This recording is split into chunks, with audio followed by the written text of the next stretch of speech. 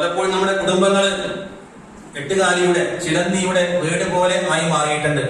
അടുത്തൊരു ലേഖനത്തിൽ വായിച്ച ഒരറിവ് നിങ്ങളുമായി ഷെയർ ചെയ്യുകയാണ്. ആ ലേഖനം ഇങ്ങനെയാണ് ഹെഡിങ് കൊടുത്തിരിക്കുന്നത്: spiders house and Muslim house എന്ന് പറയുന്നത്. സൂറത്തുൽ അൻകബൂത്ത് എന്ന് പറയുന്ന നമുക്ക് സുപരിചിതമായിട്ടുള്ള ആ സൂറത്തിലെ വളരെ കൃത്യമായി പറയുന്നു, വൈന ഔഹനൽ ബുയൂത്തി ലബൈത്തുൽ അൻകബൂത്ത്. അൻകബൂത്തിന്റെ വീടാണ് ഏറ്റവും ദുർബലമായിരിക്കുന്ന, പെട്ടെന്ന് തകർന്നു പോകുന്ന, ഉറപ്പില്ലാത്ത വീട് എന്നാണ്. അപ്പൊ അതിനെക്കുറിച്ച് പഠനം നടത്തുമ്പോൾ സ്വാഭാവികമായിട്ട് നമുക്ക് ആ ചിലന്തി കെട്ടുന്ന വല, ആ വലയുടെ അതിന്റെ കൃത്യമായി ആ നൂലുകളുടെ ബലം, അതിനെക്കുറിച്ച് പഠിക്കേണ്ടി വരും. നൂലുകൾക്ക് ബലം കുറവാണ് എന്നല്ല പഠനം തെളിയിക്കുന്നത്. നൂലുകൾ അത് കൃത്യമായി കെട്ടുകയാണെങ്കിൽ, അത് കയറ് പോലെ ആക്കി മാറ്റുകയാണെങ്കിൽ നല്ല ബലമുണ്ട് എന്നാണ് ശാസ്ത്രജ്ഞന്മാർ പഠിച്ചുകൊണ്ട് അവിടെ എഴുതി വെക്കുന്നത്. മാത്രമല്ല 200 കിലോമീറ്റർ വരെ വേഗതയിൽ സഞ്ചരിക്കുന്ന തേനീച്ചയെ പോലും ട്രാപ്പിലാക്കാൻ പറ്റുന്ന അത്രമാത്രം കരുത്തുള്ള ഒന്നാണ് ചിലന്തിയുടെ വല എന്ന് പറയുന്നത്. കാട്ടു ചിലന്തി കെട്ടുന്ന വല ബുള്ളറ്റ് പ്രൂഫ് ആയിട്ട് വരെ ഉപയോഗപ്പെടുത്താമെന്ന് പഠനങ്ങൾ പറയുന്നുണ്ട്. പക്ഷെ എങ്കിലും ചിലന്തിയുടെ ആ അശാസ്ത്രീയത കൊണ്ട്, അല്ലെങ്കിൽ അതിന്റെ ബലക്കുറവ് കൊണ്ട്, അതിന് ബലക്കുറവ് ഉണ്ട് എന്ന് സമ്മതിക്കാം.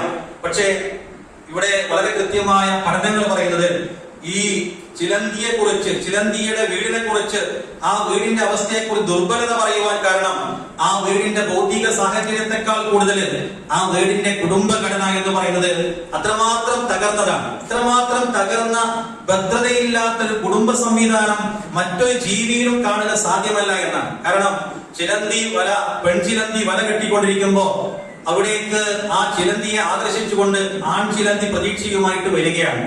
ആൺചിലന്തി വരുമ്പോ ഈ പെൺചിലന്തിയുടെ വളരെ നൈമിഷികമായ കാര്യം കഴിയുന്നതോടുകൂടി ആൺചിലന്തിയെ പിന്നീട് ഈ പെണ്ണെട്ടുകാലി കൊല്ലുകയാണ് ചെയ്യുന്നത്. അഥവാ ഭർത്താവിനെ കൊല്ലുന്ന ഭാര്യ അവിടെ നിൽക്കുന്നില്ല. അതിനുശേഷം മക്കളെ ഗർഭം ധരിക്കും, അല്ലെങ്കിൽ മുട്ടയിട്ട് ആ മുട്ടയിൽ നിന്ന് വീഴുന്നതിന് മുമ്പേ ഭക്ഷണമായി കഴിക്കാൻ ആഗ്രഹിക്കുന്ന അമ്മ, മക്കളെ കഴിക്കുന്ന അമ്മ, അങ്ങനെ മുട്ട വിരിഞ്ഞതിന് ശേഷവും ആ മക്കളെ കഴിക്കാൻ വേണ്ടി കാത്തിരിക്കുന്ന അമ്മ, അങ്ങനെ സ്വയം അമ്മ മുട്ട വിരിയുമ്പോ അമ്മ തന്നെ പിന്നീട് മരണപ്പെടുകയാണ്.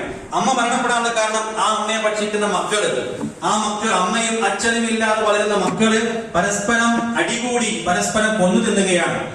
ഒന്നോ രണ്ടോ ചിലന്തികൾ മാത്രമാണ് ആ വലയിൽ താമസിക്കുന്നത്. ഇത്രയും വളരെ സങ്കീർണമായിട്ടുള്ള ഭാര്യ ഭർത്താവിനെയും, അമ്മ മക്കളെയും, മക്കൾ അമ്മയെയും, സഹോദരന്മാർ പരസ്പരവും സഹോദരിമാരൊക്കെ പരസ്പരം കൊല്ലുകയും അടിപിടി കൂടുകയും ചെയ്യുന്ന പൊട്ടിത്തകർന്ന കുടുംബ സംവിധാനം ഉള്ളത് കൊണ്ടാണ് ഇന്ന ഔഹനൽ ബുയൂത്തി അൻകബൂത്ത് എന്ന് പറയാൻ കാരണം.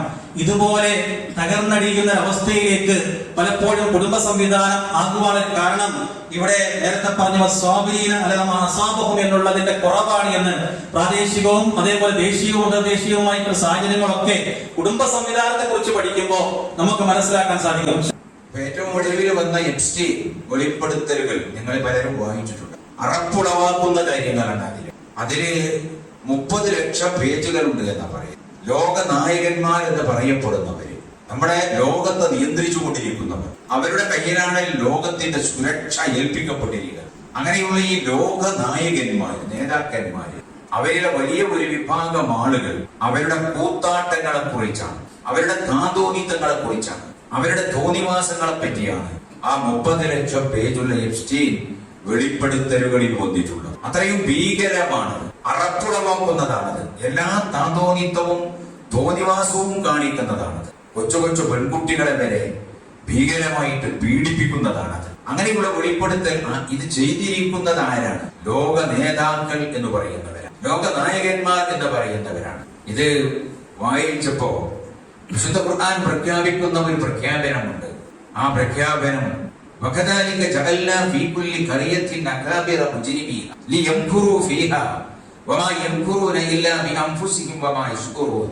അപ്രകാരം രാജ്യങ്ങളുടെ തലപ്പത്ത് അതിന്റെ നായകന്മാരായിട്ട് നമ്മൾ അവിടുത്തെ കൊടും കുറ്റവാളികളെ അവരോധിക്കും. അവര് വരും അവിടെ, എന്നിട്ട് പലതരം ഗൂഢതന്ത്രങ്ങൾ അവർ ആവിഷ്കരിക്കും. അവരുടെ മദ്യത്തിന്റെയും മദിരാക്ഷിയുടെയും ഇടയിൽ നിന്നിട്ട് പലതരം താന്തോന്നിത്തങ്ങൾക്കും തോന്നിവാസങ്ങൾക്കും അവരാവിഷ്കരണം നൽകും. അത് കലയായിട്ടും സംസ്കാരമായിട്ടും അത് നാഗരികതയായിട്ടും ലോകത്തിന്റെ മുമ്പിൽ വിളംബരം ചെയ്യപ്പെടും. എന്നിട്ട് അല്ലാഹ് പറയാ, വമാ യംകുറൂന ഇല്ലാ ബിഅൻഫുസിഹിം വമാ യശ്കുറൂൻ. യഥാർത്ഥത്തിൽ അവര് ആവിഷ്കരിക്കുന്ന ഗൂഢതന്ത്രങ്ങൾ അവർക്ക് നേരെ തന്നെ തിരിച്ചടിക്കും.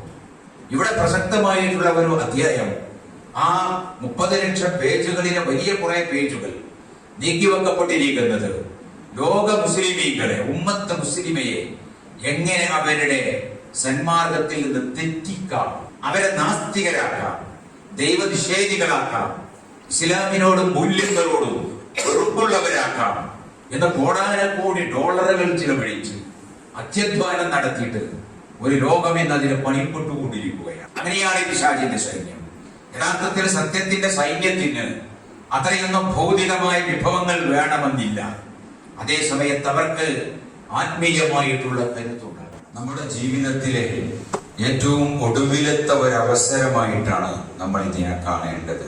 ഇനി ഒരു അവസരം എനിക്ക് ലഭിക്കുകയില്ല എന്ന് ചിന്തിച്ചുകൊണ്ട് റമദാനിന്റെ നിമിഷങ്ങളെ, മണിക്കൂറുകളെ നമ്മൾ നമുക്കായിട്ട് ശേഖരിക്കണം. നമുക്കറിയാം, കഴിഞ്ഞ റമദാനിൽ നമ്മോടൊപ്പം ഉണ്ടായിരുന്ന എത്രയോ ആളുകൾ, നമുക്ക് വേണ്ടപ്പെട്ടവരും നമുക്ക് പ്രിയപ്പെട്ടവരും, നമ്മുടെ തന്നെ പലരുടെയും പ്രിയപ്പെട്ട ഉപ്പയും ഉമ്മയും ബന്ധുക്കളും സുഹൃത്തുക്കളുമായിട്ട് വലിയ ഒരു സംഘം അള്ളാഹുവിൽ എത്തിക്കഴിഞ്ഞു.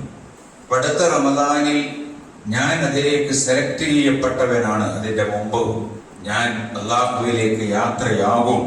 ഇതാണ് അവസരം എന്ന് മനസ്സിലാക്കി ശേഷിക്കുന്ന ദിവസങ്ങളെ ഏറ്റവും നന്നായിട്ട് പ്രയോജനപ്പെടുത്താൻ അള്ളാഹു നമ്മെ അനുഗ്രഹിക്കുമാറാവട്ടെ. ഉമ്മത്തിനോട് പറഞ്ഞു. അപ്പോ പടച്ചവനോടുള്ള കടമയോടൊപ്പം ഈ പടപ്പുകളോടുള്ള കടമ, അതിൽ ഏറ്റവും പ്രധാനപ്പെട്ടത് ആരാണ്? നമ്മൾ മാതാപിതാക്കൾ. അപ്പൊ ഒരാള് അയാൾ കൃത്യമായി നമസ്കരിക്കും, സുന്നത്ത് നമസ്കരിക്കും, ഫർദ് നോമ്പെടുക്കും, സുന്നത്ത് നോമ്പെടുക്കും, സക്കാത്ത് കൊടുക്കും, ദാനധർമ്മങ്ങൾ ചെയ്യും, മറ്റുള്ള സൽക്കർമ്മങ്ങൾ, ഈ പറഞ്ഞ ആത്മീയ തലത്തിലുള്ള പ്രവർത്തനങ്ങളൊക്കെ നടത്തും. പക്ഷെ അയാളുടെ മാതാപിതാക്കളെ കരുതാൻ അയാൾക്ക് ശ്രദ്ധയില്ല. ഉമ്മ തൃപ്തയല്ല, ഉപ്പ തൃപ്തനല്ല. ചിലപ്പോഴൊക്കെ അവർ തേങ്ങുന്നുണ്ട്, ചിലപ്പോൾ അവരുടെ കണ്ണ് നിറയുന്നുണ്ട്. എങ്കിൽ തർബിയത്ത് പോകാം. അല്ലാഹു സുബ്ഹാനഹു വ തആല വാങ്ങിയ കരാറിൽ അവരുടെ ഇബാദത്ത് ചെയ്യുക ഈ പറഞ്ഞ ആ തലങ്ങളിൽ മാത്രമല്ല, നിങ്ങളുടെ മാതാപിതാക്കൾ വളരെ പ്രധാനമാണ്.